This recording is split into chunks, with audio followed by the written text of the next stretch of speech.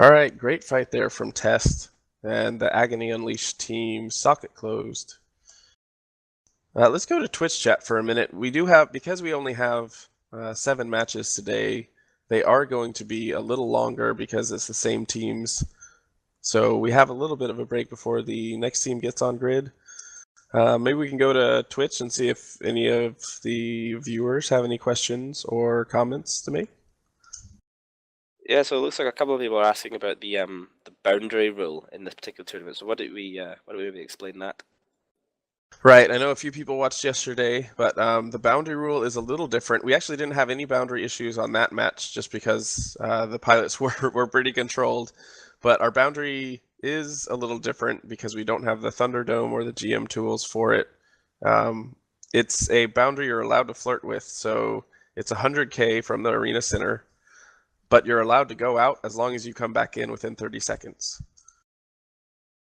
So it's a major difference versus the Alliance tournament and the NT championships. A little bit more relaxed, I think, especially for newer pilots who want to get a bit of a try at the tournament experience without having to risk doing an habitual euthanasia and just flying away out of the arena.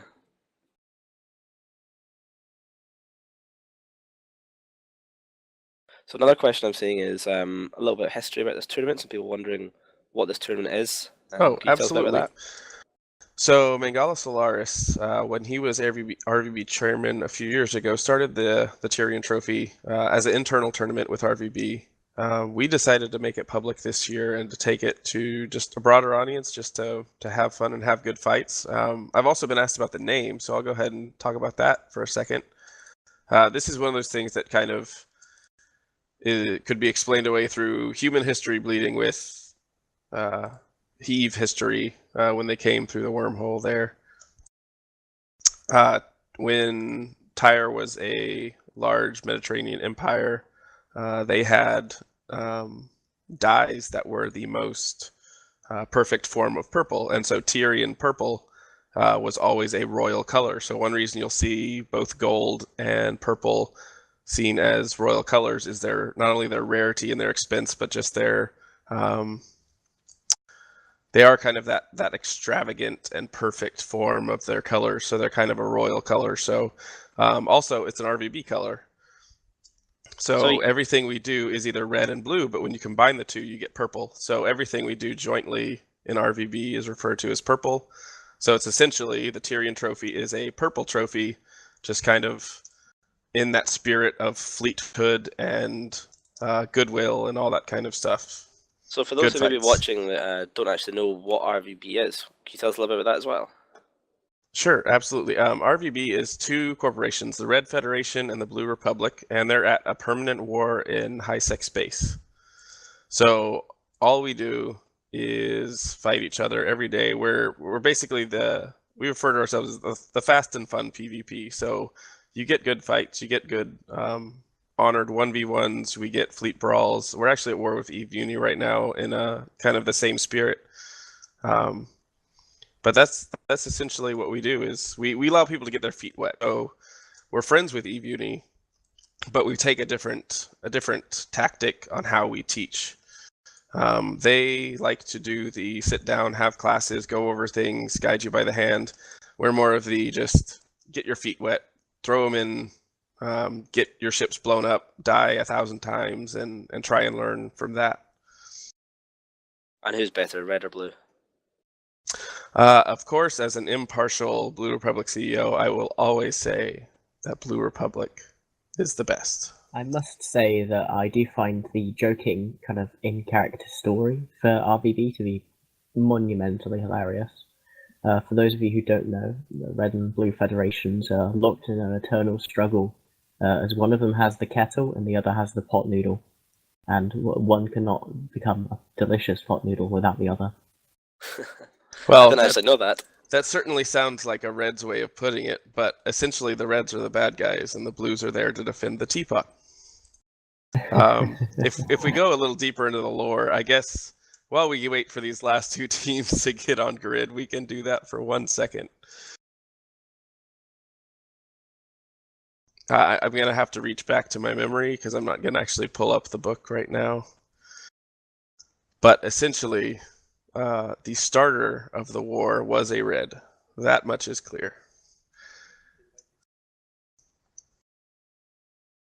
And what they did was he was in a crypt with all of the sacred relics, with the purple coat of arms, and essentially this red got hungry and decided to use his laser gun and the sacred teapot to cook his own pot noodle and make himself not hungry anymore.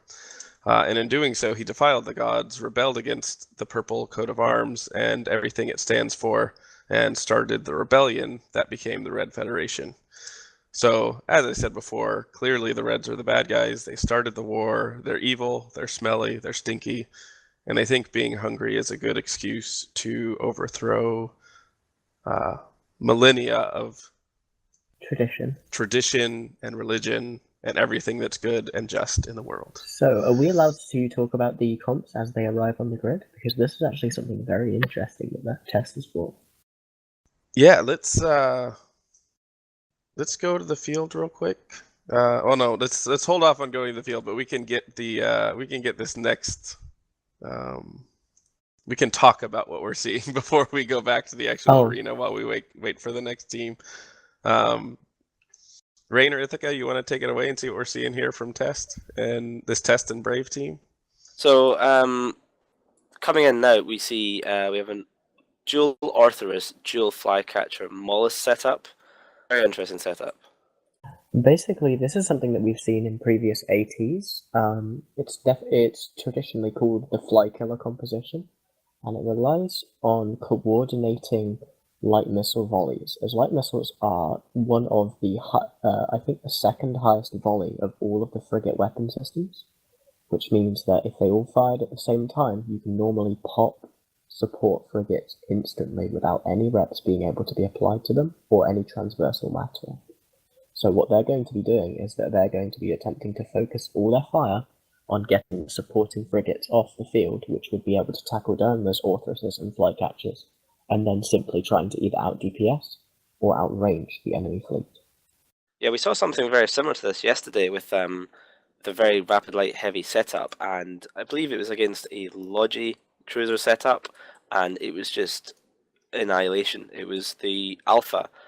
I think one of the Vexors was gone in about 10 seconds before probably the Executor was able even to lock him and cycle his reps on him. He was just, bam, gone. So the Alpha from Rapid Lights, it is a scary thing to come up against. Yeah, and Absolutely. obviously because the flight time of those is the same for the Flycatchers as well, you can land them at the same time. So you've got 4 light missile volleys landing at once for incredible damage.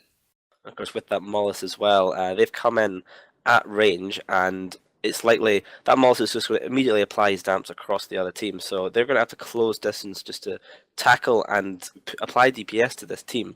So that's a significant amount of time for those Arthruses and those Flycatchers to be applying a lot of DPS. Now, the downside, of course, is after that first clip has been fired, then this comp essentially has 0 DPS for 30 seconds as those rapid lights reload. Yeah. So that's one thing we saw yesterday is they were able to kind of destroy some of the easier targets, but then not just during the reload, but some of the piloting errors that were made. We had an Orthrus comp actually go down, surprisingly so. It'll be interesting to see what comp the other team brings against this. Oh yeah, undoubtedly. It's going to be very, very interesting. And it's also going to rely a lot on how good the pilots of the other team are. If their frigate pilots are, not flying perfectly, they are going to get volleyed. But if they're able to pull away, if they're able to potentially let the speed difference between the Orthrus and Flycatcher missiles allow some reps to land before they do get volleyed off the grid, then they are going to be able to survive.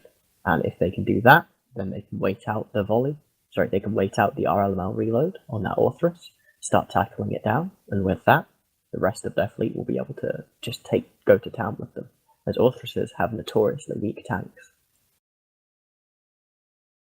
Yeah, very weak tank with those Orthruses. However, that long distance scram is great for a defensive scram in this case. Anyone coming in to try and catch them is almost certainly going to have to be micro warp drive fit, and the ability to scram out much further than any tackle is going to give them the opportunity to scram and just coast out of range again.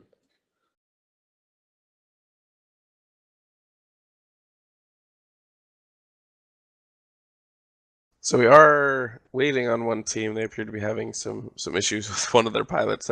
As we said before, there's one in every group.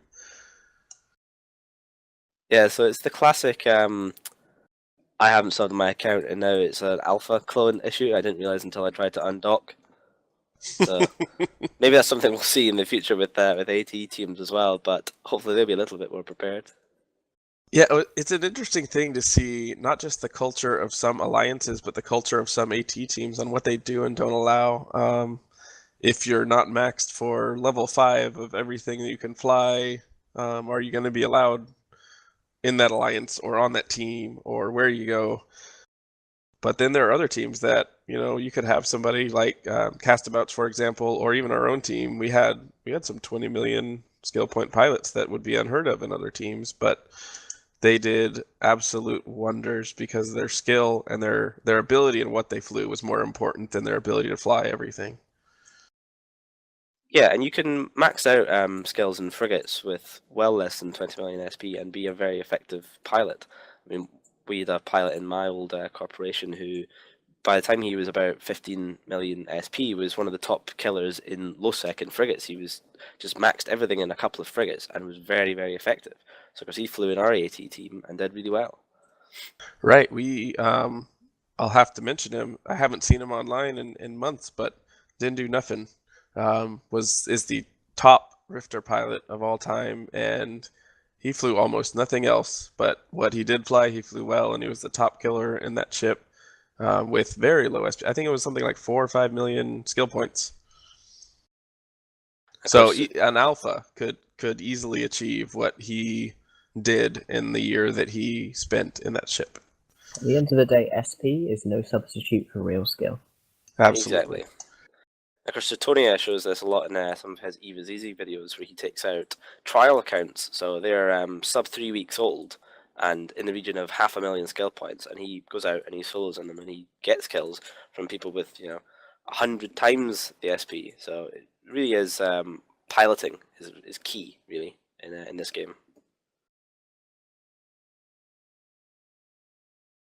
All right, looks like we have the issue sorted. We'll be going back to the arena in a couple minutes. We're just waiting on that last team to arrive on grid.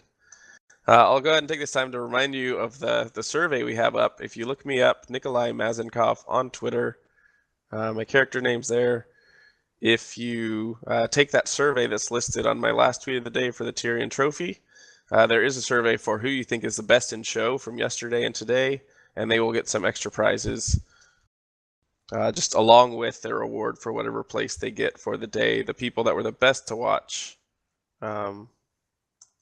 will get an additional reward. That's twitter.com/Nikolai, NikolaiMazinKov. Thank you very much. For those who can't spell good, I've put the links in Twitch chat for them. So one of the most interesting things about that last match was how drone DPS was mitigated by the use of MWD, basically MWD kiting. How much of a factor do you think that really is? How important is it to be able to do that as a frigate, or even as a cruiser? Do you think that perhaps these Autruses might be able to mitigate damage from light drones, for example, by just running away from them? That's super important, not just for DPS, but say they have ECM drones or like E-board drones in general. Like that's super important, and then it's also important to consider. So if you have Logi on the field and then they have rep bots, you don't want to be burning around super fast because if the rep bots can't land on you, then obviously you're missing out on that, and obviously another teammate can't use that. So I think it's super important to pay attention to. I know on Tranquility, I fly Tristans or Invexors a lot. And if people are able to do that, then they pretty much mitigate all of my DPS if they're able just to keep out of my range. Yeah. Absolutely. So, range is huge to DPS mitigation, but there's also that issue, like you said, of are the drones able to keep up if that is one of your primary Logi reliances, especially in a setup like this where you might not bring Logi at all. Something we haven't seen a lot of, but we have seen some rep drones out on the field yesterday, so it'll be interesting to see if we see more of that today, especially with these kitey shield setups. I think with this cup, we're likely to see 3 flights of rep drones. Obviously 5 light rep drones on each of the Orthuses, and 5 on the Maulus as well. I don't believe that there will be any real benefit from having damage drones in this setup, because you're not going to have a DLA to really apply them at the ranges you want to be fighting, unless I am completely misreading the situation. And these are not RLMO Orthuses, they're instead ham Orthuses, which we have seen Interesting. before. Yeah. That's always a possibility. The ham Orthuses are very, very strong and very, very underrated. And because no one expects it, you can come in at range, people will start flying as if they're LML. They'll send out their screening tackle behind them to kind of mitigate that initial volley. And that gives these Orthuses time to just rush in, smash in, grab tackle, and start tearing through people. There are plenty of ways to fit a lot of ships in EVE, and that's one of the most interesting things. It's why looking at an enemy ship and getting the chance to see, okay, what modules do they have? What are they fit with? What damages are they going to be doing? What drones do they have up? That's why that's so important. And one of the flycatchers is shooting me. I just saw that.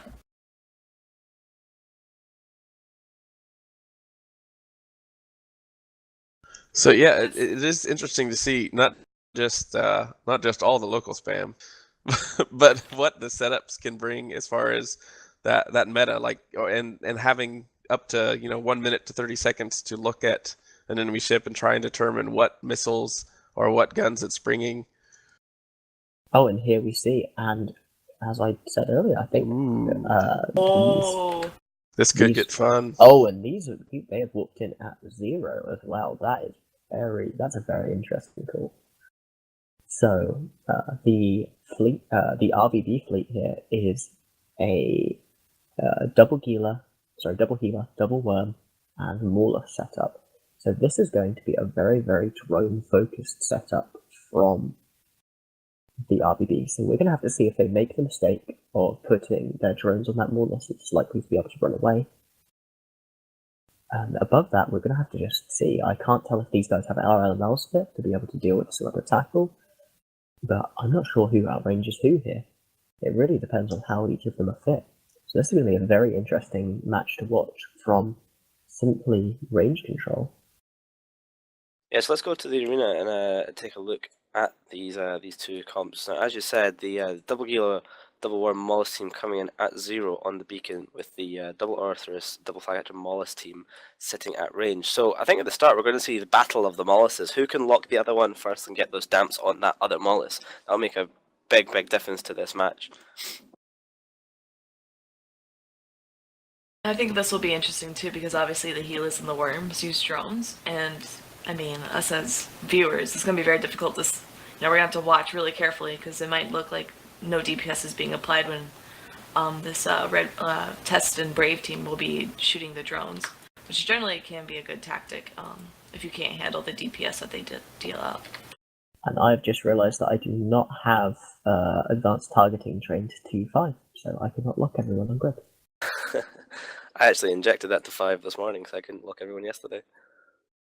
And countdown has begun, and they we're are off. So let's see what drones and what dives in first versus what pulls range. We immediately see damps coming out. I'm also seeing the Orthuses pulling away, whilst the Flycatchers are staying forwards because they know that they can't apply their DPS from range. And so Yatalina's Mollusk is dropping into deep armor already, but looks like he's managing to pull range. So yeah, I'm looking at these Flycatchers, it looks like they're actually boosting these Orthuses. Like that they're giving some like remote sensor boost or something along those lines. I find that very interesting and kind of unique. And now we see EC drones coming out against the Gila's drones, maybe. Yeah, that's a tactic we saw yesterday. Of course, Gila drones, they have less of them, but they are much more tanky. The worm Holy cow! Both worms just immediately taking heavy damage. It looks like Zach is boosting, but he's not long. He's not long for this world. He's trying to burn away from the missiles, and he is also And he's got. down. So that is a solid 30 to 40% of the DPS of the RVB comp already off the field to that light missile spam.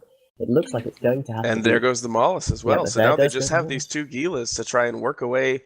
It looks like they are managing to apply good DPS to one of the Orthruses. He's into a 3rd shield and dropping quickly. But will they be able to pull it back But against both of both those these healers are Flycatchers going and this other down as Orthrus? well. It looks like some split fire there from the Orthrus team, with Abyssus going into 2/3 shield here. He's going to be going down if he doesn't get, if he can't mitigate some of this damage by getting further away. And it looks like those Orthruses are just too fast. And he is. There we are. We have Bap coming in for Yeah. a scram, and he has tackled him hard. He is not going anywhere. And it looks like they're both, one of the other Orthrus is jammed by EC drones, but his drones are still trying to catch up with another Orthrus. Yeah, and the Orthruses are definitely RLML fit. Here comes that reload cycle. You can see the damage instantly slowing down. And Bat 181 is taking huge damage, but it looks like he is ancillary fit, able to keep himself alive far longer than these healers under a lot more stress because of that fitting room that's kept open by the RLMLs. But I don't know. He's into deep armor now. He's still boosting, but he's into deep armor because he's tackling these Gilas. Both of them are trying to apply and burn him down. The dream. It looks like this Gila's going to go down. It looks like they're going to trade this down Orthrus. first, and it's the Orthrus, but it's not going to be enough to save Abyssus here. It's he not. Still it tackled. is not. Is the other healer tackled? Yes, he is. This is just a brawl at 0 here. So the drone speed isn't going to be a huge issue. Oh no, the Orthrus has burnt away. He's going to try and kite these drones out as he just shoots through this last healer. There is no reason for him to need to be close enough. Now it looks like this last Gila is just going to get slowly burned to death with these EC drones on his own drones. I don't think he's going to be able to apply significant DPS to break anything. And this Orthrus team is just going to be able to pick him apart slowly. Yeah, he does look at. He's trying to chase down that Orthrus. However, the Orthrus is much faster than a Gila is ever going to be. So unless that Orthrus makes a couple piloting mistakes, I'm pretty sure you can just kite away for the rest of the match. Yeah, I'm not sure. He's slowed down a little bit, and now this Gila's like right on his tail. I think the Orthrus had to turn there. He was about to hit the boundary, so. Oh. Yeah, he was getting pretty close, but following in the footsteps of the Gila, and now the Gila is tackled by the Mollis, it appears. It looks like they're simply trading off who is tackling and who is dealing damage. He's not tackled at all. He's run out of cap. He's been running his MWD for far too long. I'm sorry, my view was just wrong. No worries. As such, it looks like it's going to be a slow and painful death here. I can't tell if that was another reload or if they're just letting him live just to prolong the torture. Yeah, and then we can see just flights and flights of EC drones around him, and he's got his own drones just casually hanging out near him. So clearly he's jammed and just can't even apply those drones at all. They are just following him around right now. And we're seeing one of the Flycatchers burning towards him as well, maybe just to get into optimal range with those rapid lights. It looks like we're seeing the Orthrus attempt to do some XXX elite PvP maneuvers here, buffering his volleys so that he can just simply bust through peak regen of the healer by having multiple volleys of RLMLs hit at once. Do you think at this point they even need to kite him at this range, or do you think they can just all reload and then burst through him at once with all the Flycatcher and the Orthrus together? I'm sure they could, but it looks like they are finally breaking through. He's into armor. There's no reason to not be stylish, though, when you have this much room to maneuver. Absolutely, and with that, RVB places a tie for 5th place. Yeah, with a solid execution there, losing only one Orthrus to a complete wipe of the enemy team. Very impressively fought, and it could have gone a lot worse. I think the problem there was that RVB tried to use a themed comp, and it did not work out in their favor. They did not have the tackle necessary to save themselves.